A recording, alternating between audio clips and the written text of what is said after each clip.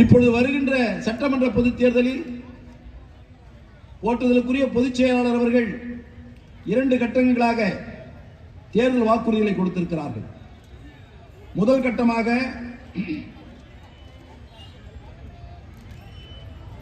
குலவிளக்கு திட்டம் என்ற ஒரு திட்டத்தில் மகளிருக்கு குடும்ப தலைவிக்கு மாதம் 2000 ரூபாய் வழங்கப்படும் என்று வாக்குறுதி கொடுத்திருக்கிறார். இதே போல திராவிட முன்னேற்ற கழகமும் 2021 வாக்குறுதி கொடுத்தது.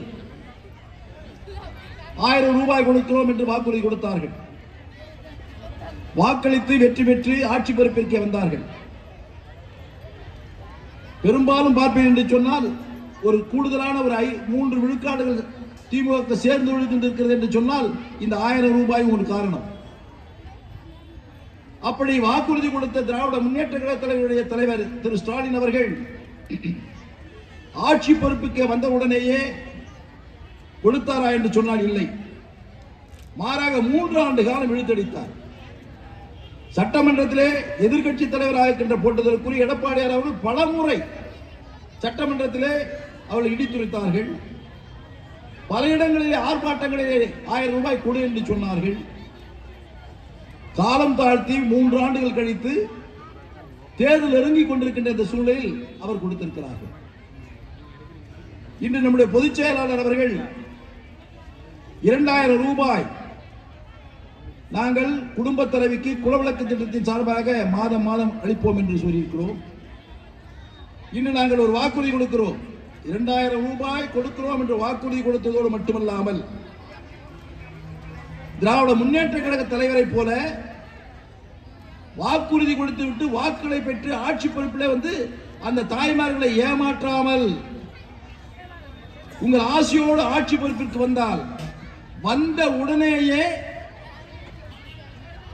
முதலமைச்சராக பொறுப்பேற்று ஒரு சில மாதங்களுக்குள்ளாக நிச்சயமாக இந்த 2000 ரூபாய் குடும்ப தலைவிகளுக்கு வழங்கப்படும் என்ற உறுதிமொழியை நான் இந்த நேரத்தில் கூட கடைபிடித்திருக்கிறேன். வேலை உத்தரவாதம் கொடுக்கப்படுகிறது. அதை நாங்கள் செய்வோம் என்று வாக்குறுதி கொடுத்திருக்கிறோம். அதே போல புரட்சி தலைவி அம்மா அவர்கள் ஆட்சி காலத்தில் வேலைக்கு செல்கின்ற சகோதரிகளுக்கு வேலை செல்வதற்காக ஸ்கூட்டி வாங்குறேன் என்று சொன்னால் 20000 ரூபாய் மானியம் கொடுத்தார்கள். இப்பொழுது பொதுச் செயலாளர் அவர்கள் வேலைக்கு சென்றாலும் சரி, வேலைக்கு செல்லவில்லை என்றாலும் சரி, ஒரு சகோதரி ஸ்கூட்டி வாங்க விரும்புகிறார் என்று சொன்னால் 25000 ரூபாய் மானியம் என்ற வகையிலே 5 லட்சம் பெண்களுக்கு ஸ்கூட்டி வழங்கப்படும் என்று வாக்குறுதி கொடுத்திருக்கிறோம். ஏனென்று சொன்னால் இந்த சமூகத்தில் ஒரு பெண் ஒரு கௌரவமான நிலைக்கு வர வேண்டும்.